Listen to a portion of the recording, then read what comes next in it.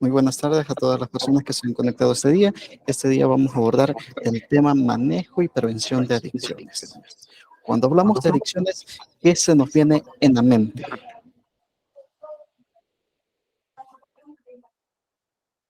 Se nos vendrá algún comportamiento, alguna acción que se vuelve repetitiva y que después no se puede controlar, o qué otras cosas se nos vendrán.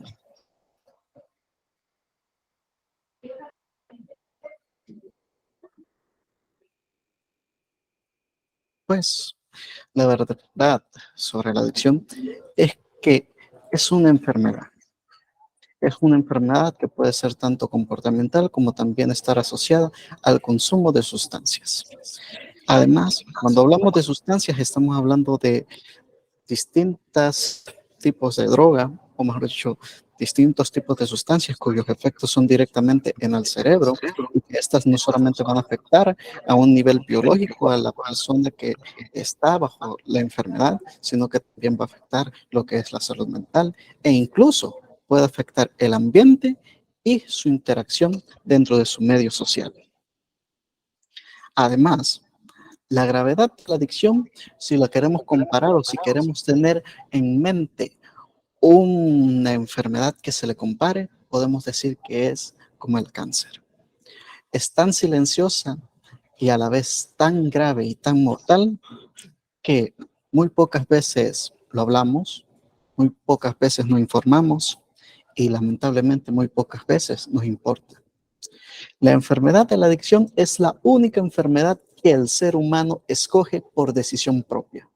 Nadie, y cuando digo nadie, es obligado al consumo o tal vez me equivoco. A algunos de los presentes tal vez le pusieron algún cuchillo, los amenazaron o les dijeron tenés que consumir o vas a perder la vida. Yo creo que no. Es al ser la única enfermedad que el ser humano escoge, es prevenible y sobre todo tratable. Todo va a depender de la disposición también que tengamos como personas para principalmente ayudar a otros. Y como personal de salud, claro está, todos tenemos esa motivación para el prójimo. Pero hay que conocer principalmente en el caso de las adicciones cómo se desarrollan y también cómo se pueden prevenir.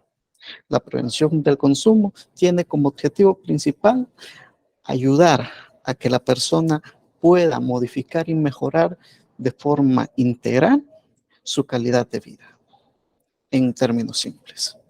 E incluso en el caso de las adicciones, el objetivo es aún más amplio y es aumentar la resiliencia, o mejor dicho, la resistencia, tanto individual como colectiva, ante la oferta de los servicios. Tomando en cuenta que la enfermedad de la adicción nosotros la escogemos, eso significa que no solamente va a estar involucrado un factor meramente biológico, sino que van a haber distintos factores que van a estar facilitando, predisponiendo y, por qué no decirlo, reforzando la enfermedad. Y esto lo podemos ver en las líneas de acción. Las líneas de acción, normalmente cuando se habla en términos de adicción, también se toma en cuenta los diferentes tipos de prevención. Se toma en cuenta la prevención primaria, secundaria, terciaria, se toma la prevención universal, selectiva e indicada. Pero algo me preocupa. ¿Están todos presentes?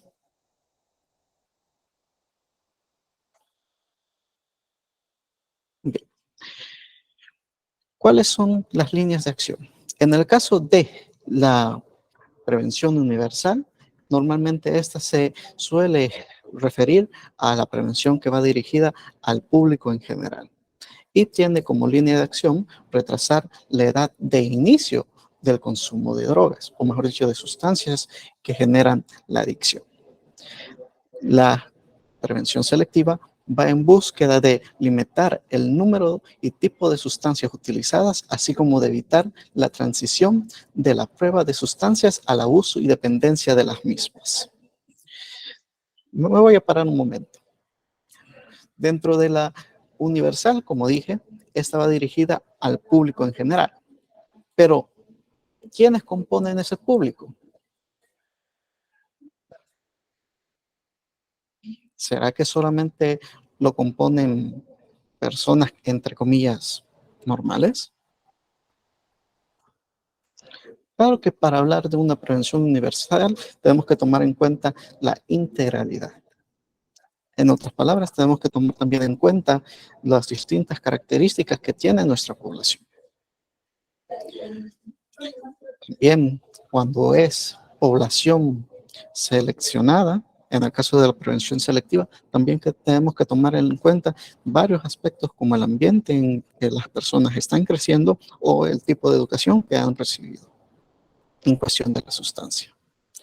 Ya cuando hablamos de una prevención indicada, esta buscará, o mejor dicho, una de las líneas de acción que buscará será disminuir las consecuencias negativas del consumo en aquellos individuos que consumen las sustancias y que tienen problemas de uso, dependencia y principalmente que ya están bastante arraigados en la enfermedad de la adicción.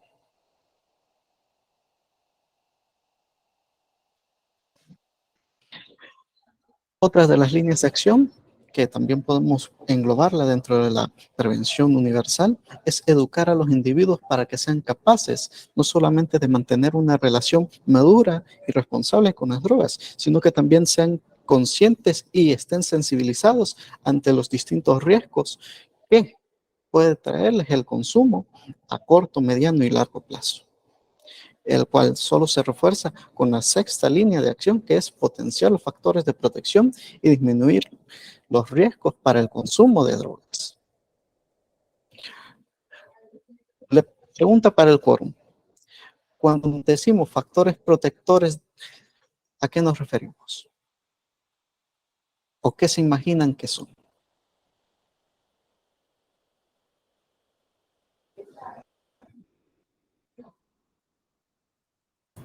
Para responder la pregunta, podemos escribir en el chat o activar los micrófonos.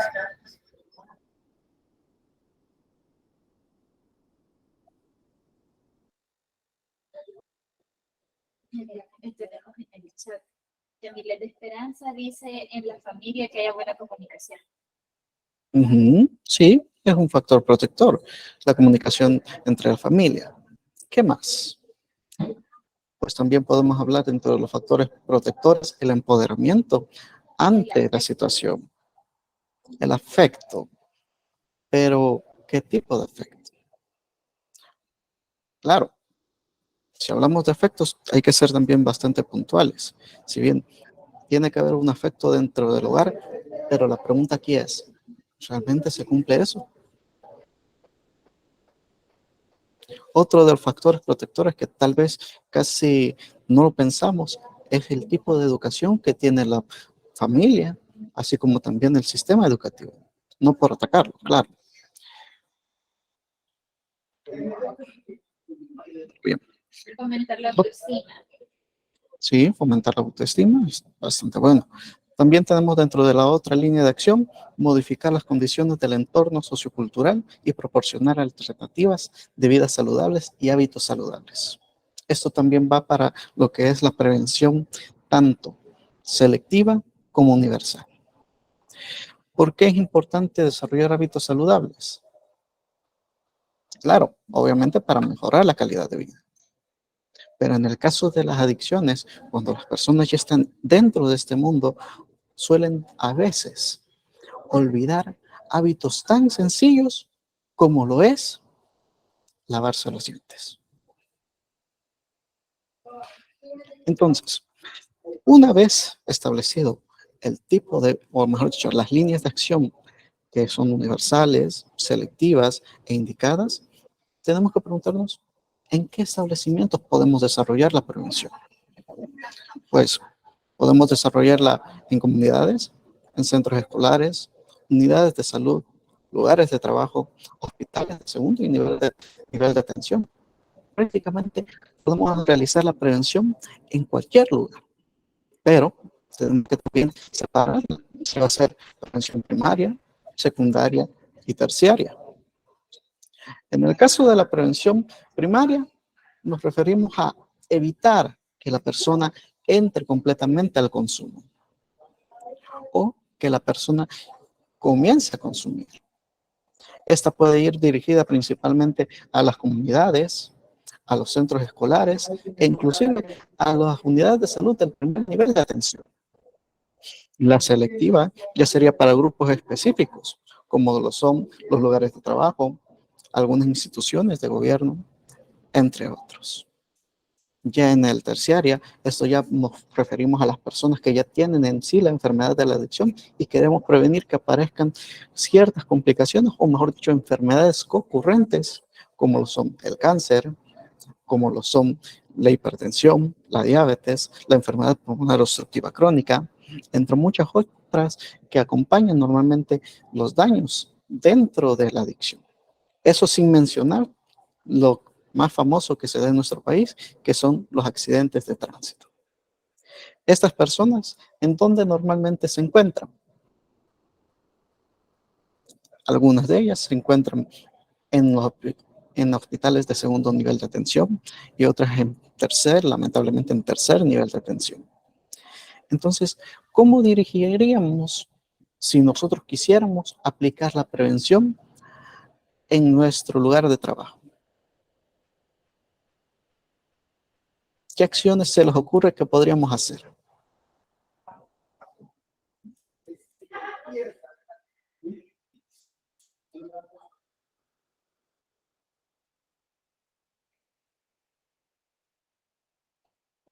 Uh-huh.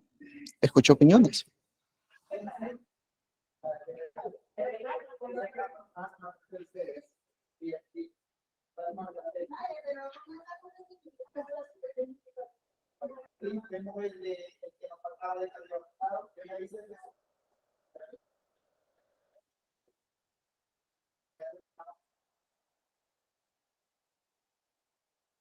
Bien, recordemos que dentro de la prevención, esta tiene que estar también complementada con la interinstitucionalización y también la intersectorialidad con los distintos actores que podemos clasificarlos como claves para poder hacer un abordaje correcto, ya que lamentablemente nosotros no podemos ser todólogos casi siempre. A veces también vamos a necesitar el apoyo de otras instituciones para poder identificar o incluso encontrar aquellas personas o aquellos lugares donde realmente podamos llevar una prevención oportuna. Esperanza Cruz dice dar temas de educación continua al personal. Sí, eso es una buena estrategia. Realmente, dar actividades de, perdón, dar educación continua es también una parte de las estrategias. Más también se tendría que hacer un abordaje principalmente para la concientización, no solamente con el personal, sino también con los tomadores de decisiones.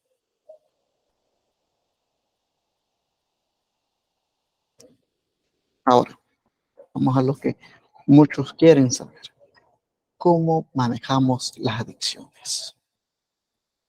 Para tener un adecuado manejo para los pacientes con consumo de sustancias, primero debemos entender qué es la adicción, cuáles son sus fases, cuál es la naturaleza de la enfermedad. La adicción, como dijimos al inicio, es la única enfermedad que el ser humano escoge. El detalle está de que todos los presentes también somos seres humanos. Y tal vez, aunque no nos guste aceptarlo, tal vez nosotros estamos dentro de la enfermedad o al inicio de la enfermedad de la adicción. Pregunta al quórum. ¿Cuál es la diferencia entre la fase de experimentación y la fase de uso?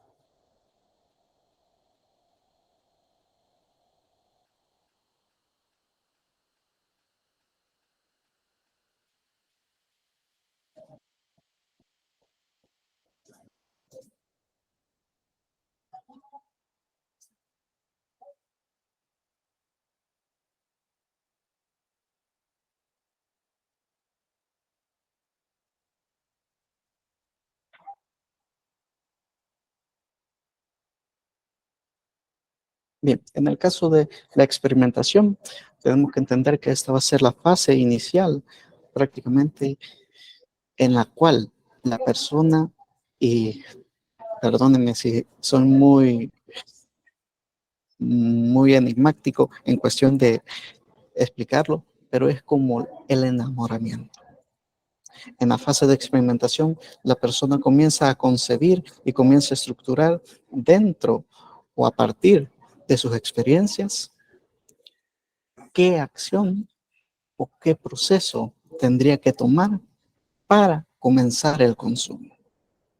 Muchas veces en la experimentación esto tiene un proceso aún más minucioso que viene desde la concepción de la persona. En muchos casos, o muchos de los factores que normalmente nosotros asociamos a la enfermedad de la adicción, también se toma en cuenta lo que es el factor genético, o sea, el historial familiar, ya que quieras o no, la genética también cuenta o toma un papel durante el proceso de la enfermedad de la adicción. Si no, miremos varios casos. Uno de los casos más famosos, que creo que no han pasado desapercibidos en muchos años, ha sido el caso de bebés que han nacido siendo adictos hacia sustancias psicoactivas porque sus madres eran consumidoras de sustancias en esa época de gestación.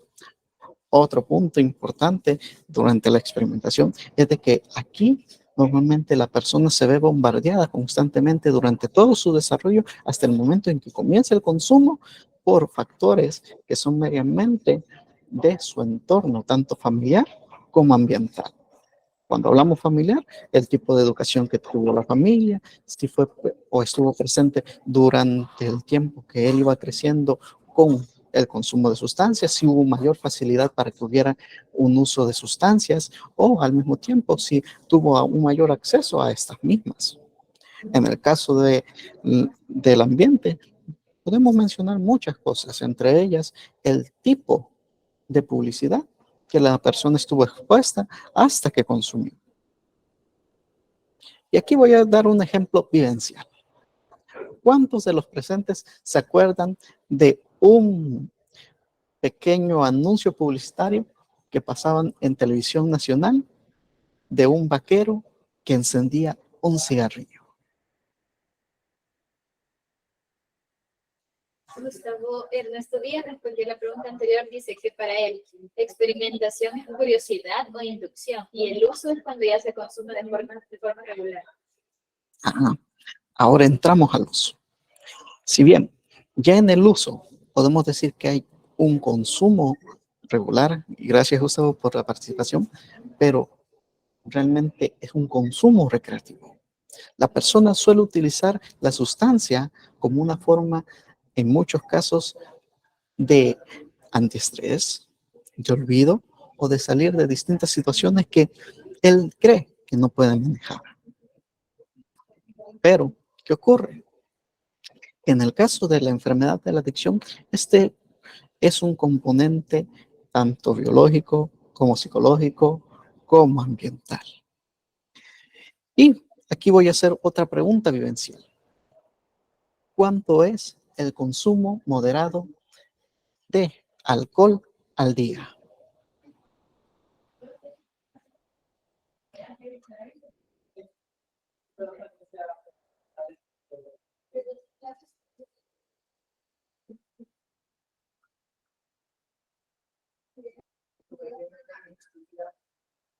Y ahora quiero preguntar, ¿cuánto es el consumo normal de un salvadoreño?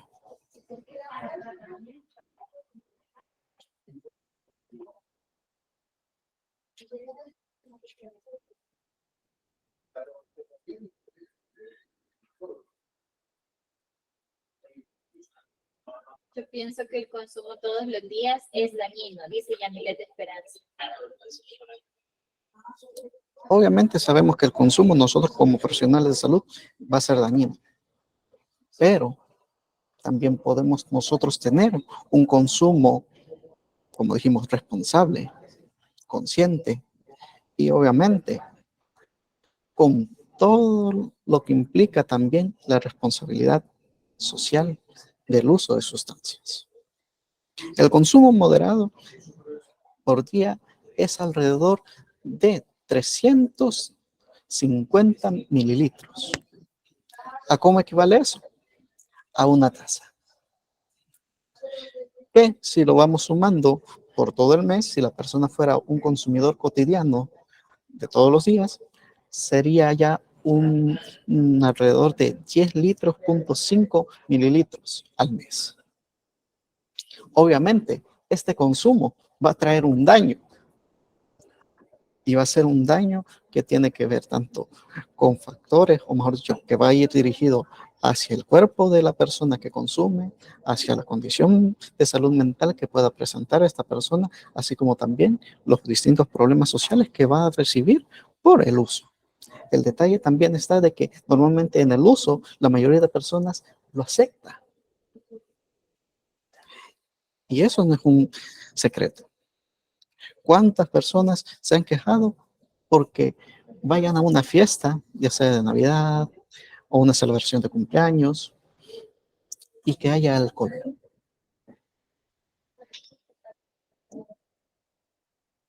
Realmente no se percibe así.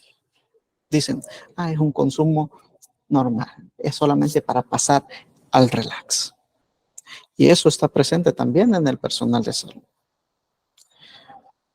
O me pueden decir si estoy mintiendo.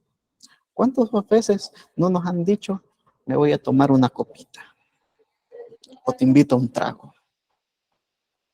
Eso es parte del uso.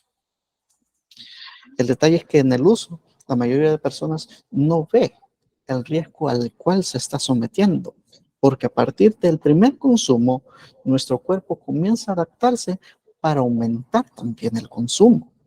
Y eso ya lo vamos a ver más adelante. El detalle está de que durante el proceso de uso, abuso, pueden pasar pocos meses, pueden pasar incluso años, y eso es, por decirlo así, lo preocupante. Cada adicción es un mundo por los diversos factores que la rodean. Más, con una buena prevención, se puede evitar que la persona aumente la cantidad de consecuencias que pueden presentar durante la vida a partir del consumo. Cuando hablamos de abuso, ya estamos hablando de que la persona está comenzando a integrar cada vez más el uso de sustancias en su diario vivir, a un punto que comienza a utilizar más tiempo del debido del consumo de sustancias en su rutina. Y la dependencia es principalmente ya el clímax de la enfermedad. Estamos hablando de que la persona ha perdido el control sobre el consumo de sustancias, que ya se encuentra presente los distintos mecanismos para, o mejor dicho, los distintos mecanismos que tiene el cuerpo para exigirnos el consumo, ya sea de alcohol, tabaco, entre otras muchas sustancias, que ya vamos a ver más adelante. Entonces, a partir de entender esto, ¿dónde podemos decir que se ubican las personas que ayudamos? Porque ustedes tal vez me dicen si yo estoy mintiendo, pero ¿cuántos de nosotros no conocemos a una persona que tal vez esté en uso y que dice, yo voy el fin de semana y me echo mis 2 que 3 y no pasa nada? Y aquí viene la segunda pregunta que todavía no me la han contestado. ¿Cuál es el consumo normal del salvadoreño? Lamentablemente, el consumo normal del salvadoreño son de 3 a 6. Puede ser por semana o puede ser también por día. Y aquí voy a ser puntual, si se recordarán algunos, que hace una semana se presentó en noticias de que habían hallado una persona con 500 grados de alcohol. ¿Y dónde creen que estar en uso, en abuso o en dependencia?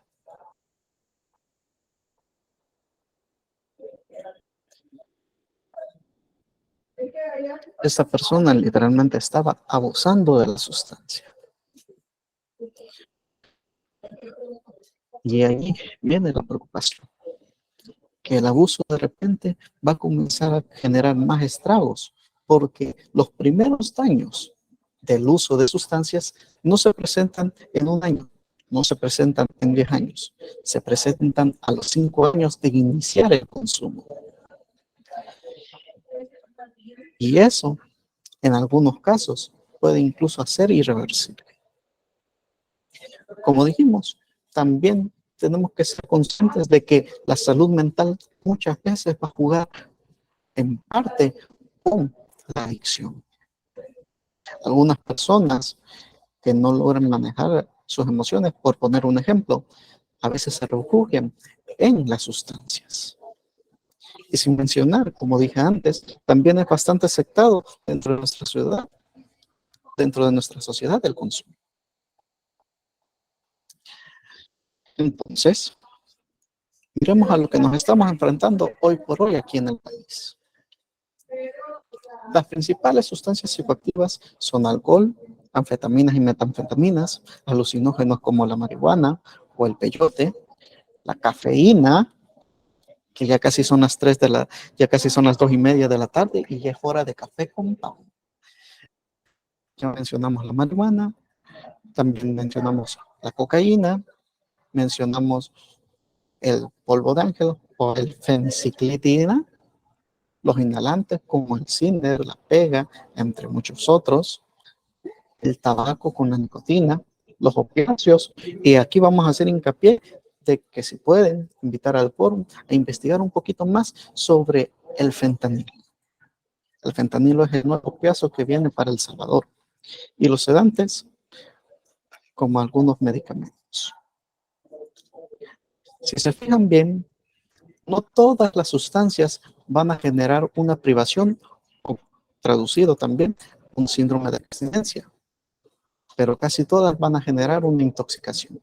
En el caso de la nicotina, se necesita una enorme cantidad de nicotina para generar una intoxicación. Algunas personas lo mencionan, otras personas no. En el caso de la cafeína, es, por decirlo así, la única sustancia que más o menos tiene un bajo nivel de riesgo, ya que no genera dependencia, ni abuso, ni privación, pero sí puede llegar a generar una intoxicación. ¿Cuál es la cantidad de tazas de café que tenemos que consumir al día? Mejor dicho, la cantidad máxima de café que tenemos que consumir al día.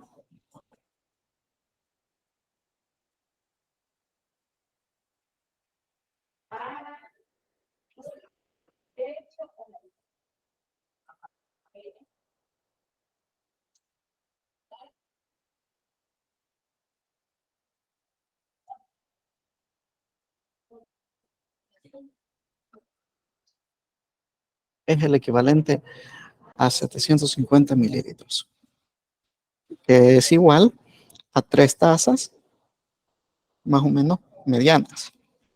Tampoco vayan a exagerar y vayan a sacar una taza de medio litro y diciendo, esta taza me sirve.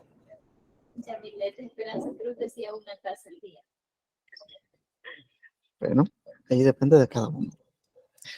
La cuestión es que hay que ser conscientes principalmente de cuáles son las sustancias que hoy por hoy están circulando en nuestro país. Y aquí faltan muchas otras.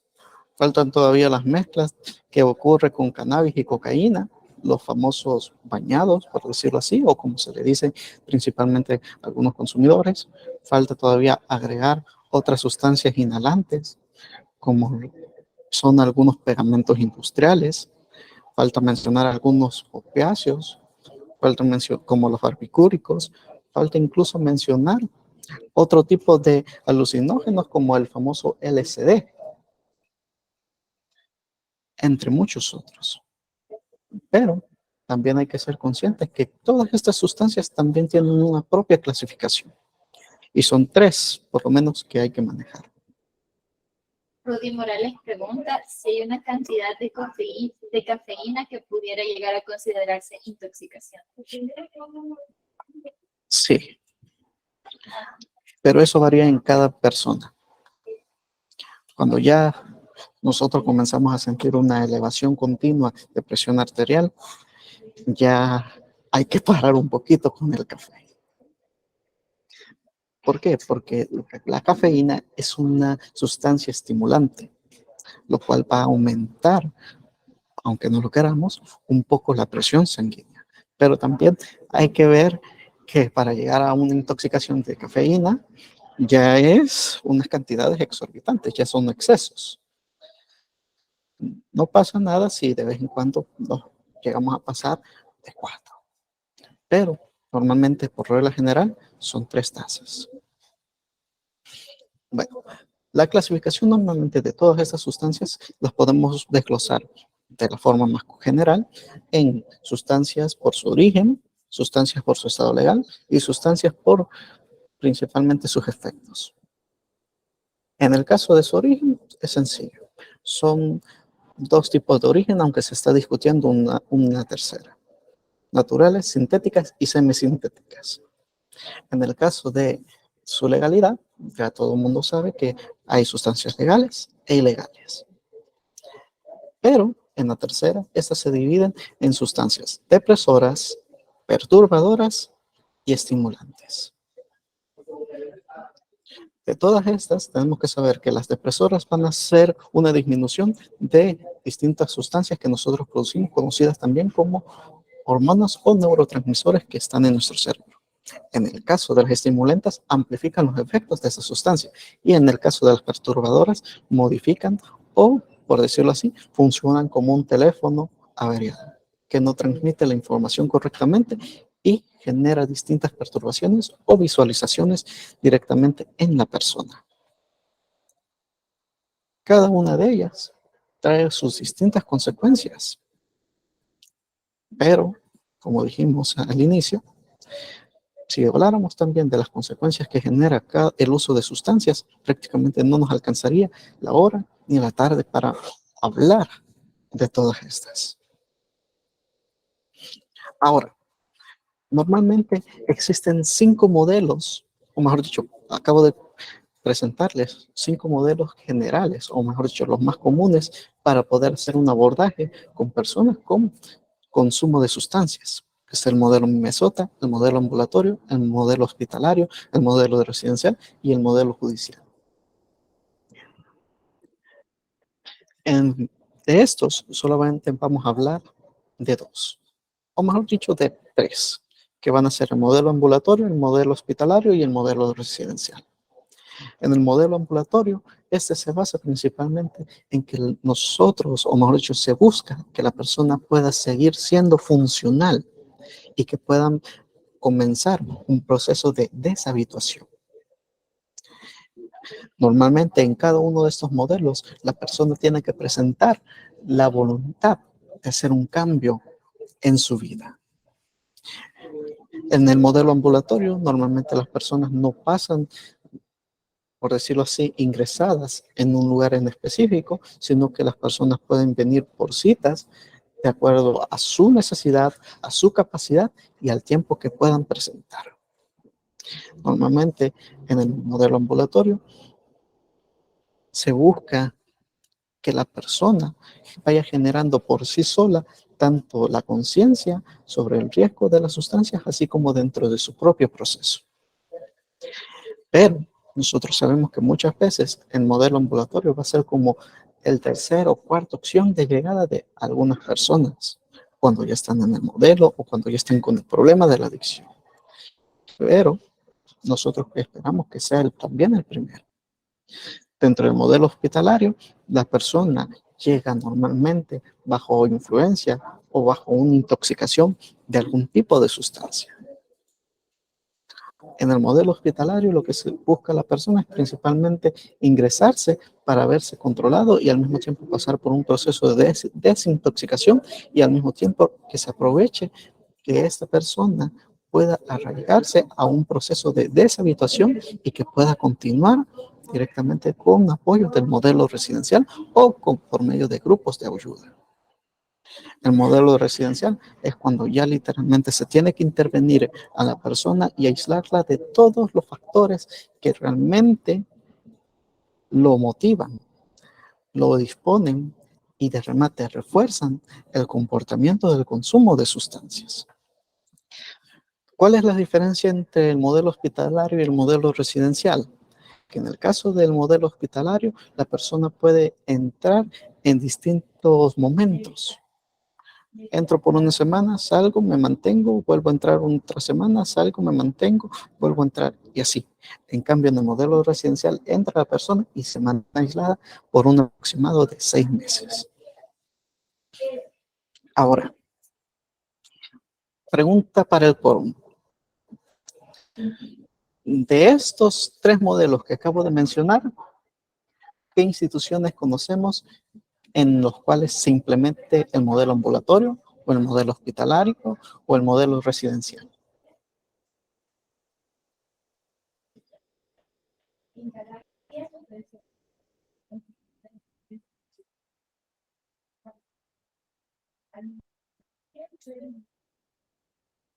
Yamilet Esperanza dice ambulatorio en el CPTA. Muchas gracias. Uh-huh. Esta es una pregunta. Dice que si creen que se podría dar en el país adicción a fentanilo a niveles como sucede en Estados Unidos. Sí, lamentablemente sí. El opiáceo que mencioné, sí se puede dar principalmente porque esta es una droga de fácil acceso y además de que el fentanilo es una sustancia que va a ser como la sustancia del momento.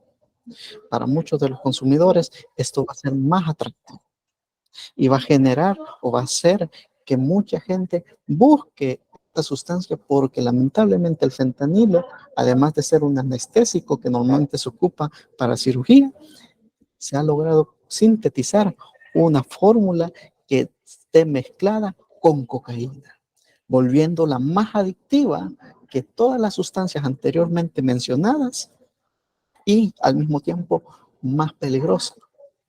¿Por qué?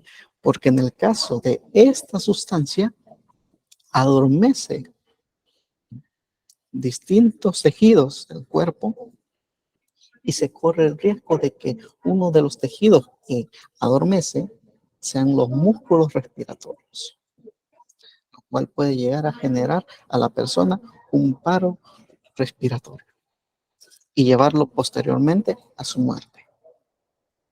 Además, el costo de esta sustancia no es tan elevado. Lo máximo costo que tiene son $3. Aunque aquí tal vez la den a 5, pero realmente pregunto, ¿cuántas personas tienen acceso a $5? Por eso es el gran peligro del fentanilo. Edwin Zamora tiene levantada la mano. No sé si quiere hablar.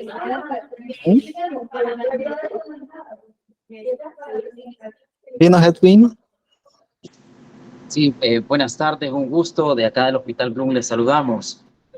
Por acá tengo mi inquietud y una pregunta, valga la redundancia, ya que hablamos de estos 3 modelos, el residencial, el ambulatorio y el hospitalario, quisiera saber en qué cabe aquellos centros de rehabilitación, porque conozco uno que es bastante famoso acá en San Salvador, pero este no da tratamiento, más bien es, no sé si es terapia de choque o es la misma línea, el doctor Ayala que le llaman, pero veo que es una técnica que a muchos les ha ayudado, pero nunca se lleva del acompañamiento conductivo, conductual más que todo, y pues, ¿en qué cabe en esto que usted está mencionando, licenciado? Gracias por la respuesta. Bueno, la mayoría normalmente de los modelos que normalmente se implementan para ayudar a que las personas dejen del consumo de sustancias se basan normalmente en las etapas del cambio o el proceso de cambio implementado por Prochaska, Iván Tura, si no me equivoco, en el cual se trata de buscar que la persona que está en precontemplación llegue a la contemplación y de la contemplación la persona comience un proceso de preparación para así mantener una acción y obviamente un mantenimiento del comportamiento no ideal, sino que el comportamiento base o el comportamiento que se desea buscar con estas personas, que es el cese del consumo. Obviamente, en este proceso también se va a tomar el nivel de recaída, o mejor dicho, el proceso de recaída, que hay que hacer un pequeño hincapié de la diferencia entre una caída y una recaída, es que en el caso de la caída, la persona solamente prueba la sustancia o vuelve a probar la sustancia, a consumir la sustancia, pero vuelve a retomar su proceso. En cambio, en la recaída, la persona tiene una regresión completa al comportamiento que se buscó cambiar. No sé si eso resuelve su pregunta. Sí, es que yo lo que le estaba planteando es estos centros de rehabilitación, en qué línea cabe ese tratamiento, lo que son, atienden y mantienen a la gente consumidora en terapia constante, pues no es un hospital, no es una clínica, simplemente son centros de rehabilitación. Entonces yo Sí, quisiera es el saber, modelo residencial. pero solo es conductual entonces, no es un modelo hospitalario, porque hablamos de modelo hospitalario, no sé si va aplicando fármacos para permitir la desintoxicación paulatina cuál es la diferencia. Vaya, ahorita no corramos porque ya vamos a explicar esa parte, pero vamos a adelantar. La diferencia principal es de que en el modelo residencial se puede hacer mediante distintas acciones. Una de estas acciones puede ir desde que el sistema residencial tenga desintoxicación y principalmente una terapia de sustitución farmacológica y que a su vez genere también un cambio comportamental. Esa es una opción. Hay otros centros que solamente se basan en un modelo de reestructuración cognitiva y comportamental. Y hay otros centros que solamente se encargan principalmente de la desintoxicación, entre los cuales podemos mencionar como el hogar del alcohólico. ¿Cuál es el gran detalle de todos estos sistemas? Que son privados. ¿Y qué pasa al ser privados? Que hay que tomar en cuenta los distintos costos que van a tener. Hay centros que pueden llegar a entre valer 1.500 o 1.800, hasta el más barato que puede cobrar entre 700, 500, e incluso hay centros que solo cobran $60. Pero la pregunta en este aspecto es, ¿realmente todos los salvadoreños tenemos la capacidad para poder ingresar a alguien a un centro residencial? Al final, claro. También hay que tomar en cuenta de que no todas las personas les va a funcionar la misma fórmula por los múltiples factores que tiene la adicción. No olviden lo que dije al inicio. Cada persona con un problema de sustancias es un mundo diferente. Tal vez podamos tener dos consumidores de tabaco al mismo tiempo en nuestras clínicas, pero los dos consumidores de tabaco tienen completamente distintas situaciones, tanto familiares como individuales, como de ambiente, como de crecimiento, como de educación. Así de variante o así también de importante es conocer los distintos modelos y también los distintos modelos de tratamiento, pero casi todos se rigen por una estructura general que ya la vamos a presentar. Dentro de la estructura también hay que tomar en cuenta todas estas acciones, que va desde la desintoxicación, la evaluación, la educación sobre los trastornos del uso de sustancias, principalmente que no solamente va a ir dirigida para la persona que consume, sino también para los miembros de la familia, porque ¿qué ocurre? Cuando hablamos del proceso de recuperación, o mejor dicho, del proceso de tratamiento y de una persona, no solamente tenemos que tomar en cuenta a la persona consumidora, también hay que tomar en cuenta a la familia, porque muchas veces, en algunos casos, la familia también es parte de los factores disparadores del consumo. También tiene que haber consejería, también tiene que haber tratamiento para los problemas tanto de salud mental como de salud física y, ¿por qué a veces no decirlo? Acciones principalmente para poder recuperar su propia autoestima. También el establecimiento de grupos especiales, capacitación para la prevención de recaídas, la medicación o mejor dicho terapia de sustitución entre las cuales podemos mencionar la terapia de sustitución que hoy por hoy se ofrece en Fosalud sobre los inhaladores de nicotina. También consejería para los grupos de apoyo, el manejo de casos, la formación, o mejor dicho, el proceso de reinserción de la persona otra vez a la sociedad en caso de que haya estado inactiva por bastante tiempo o en una condición de calle, así como el mantenimiento y cuidado continuo que se le tiene que ofrecer a esta persona una vez haya terminado el proceso de deshabituación. Que esto puede también durar entre 5, 10, 15, 20 años, no importando el tiempo que quiera la persona mantenerse en mantenimiento con nosotros. No sé si eso responde a su pregunta.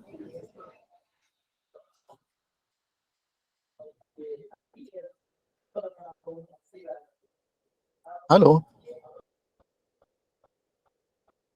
Bien. Entonces, no todos los centros cumplimos con todas estas acciones. Por eso, aquí tiene que brillar también la interinstitucionalidad. Yo entiendo, pero también tenemos cosas importantes que hay que saber. No siempre vamos a poder ayudar a todas las personas en adicciones, ya que esto va a depender tanto de la voluntad del paciente como también de los distintos daños que se presenten por la enfermedad de la adicción. Y a esto también hay que sumarle los criterios para decir si una persona está en abuso, si tiene intoxicación o si está en una dependencia. Pero ya vamos a llegar a ese punto. Casi todos los servicios comienzan con el ingreso, en el cual normalmente el ingreso se pide que sea un proceso preliminar para reunir información y clasificar la información básica de la persona que llega a pedir ayuda. Información básica como qué, como su nombre, su edad, el lugar donde reside, así también sobre los signos que presenta.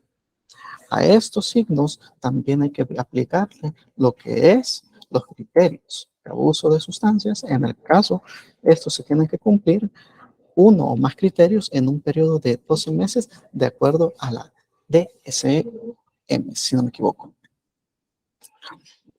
El uso recurrente, y aquí podemos verlos. Uso recurrente de sustancias con el consiguiente fracaso en obligaciones laborales, escolares o domésticas.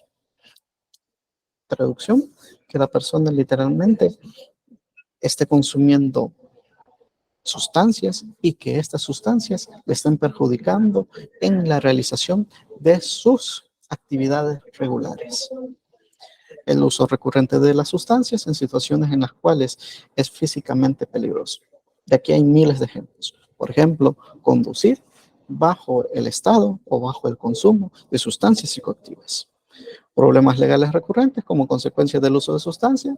Ya lo mencionábamos el ejemplo de la persona que atraparon, lamentablemente, con 500 grados de alcohol.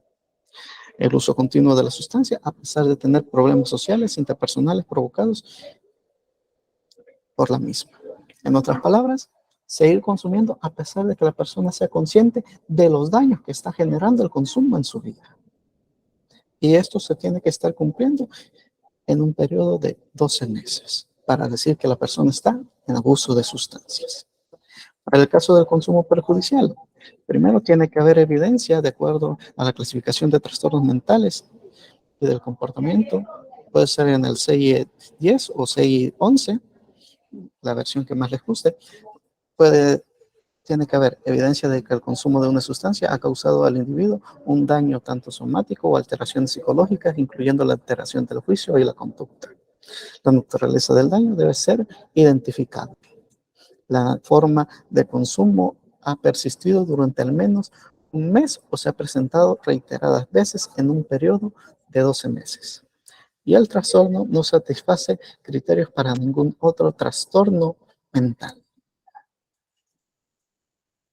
En el caso de la dependencia, esto es más grave porque el DMS, el Manual de Diagnóstico y de Estadísticas de Trastornos Mentales, nos indica que se tienen que cumplir 3 de estos criterios en un periodo de 12 meses, que puede ser pausado o puede ser continuo. El primero, tiene que haber tolerancia. ¿Y qué es la tolerancia? Es principalmente las acciones de adaptación que tiene nuestro cuerpo, principalmente para poder sobrellevar o aguantar el uso de sustancias. La privación, o intentámoslo también como el síndrome de abstinencia. ¿Y qué es el síndrome de abstinencia? Es el mecanismo que tiene nuestro cuerpo para pedirnos la sustancia psicoactiva. De ahí tenemos el uso de sustancias en una cantidad mayor por un periodo prolongado de tiempo. De ahí el deseo persistente o el esfuerzo que muchas veces ha resultado en fracaso para dejar o detener el comportamiento o el consumo de sustancias. Quinto, emplear una gran cantidad de tiempo en actividades que suele llevarla al consumo o generarlo al conseguir el consumo. Reducir las actividades laborales, ausentismo, problemas sociales, recreacionales por el uso de sustancias. Y séptimo, el uso de sustancias a pesar del conocimiento de las consecuencias. Si nosotros vemos en cada uno de estos criterios, a algunos de nuestros pacientes estamos ante una persona que muy probablemente tiene la enfermedad de la adicción. El problema está aquí en la dependencia, que normalmente la mayoría de personas no buscan ayuda hasta que ya están en esta fase.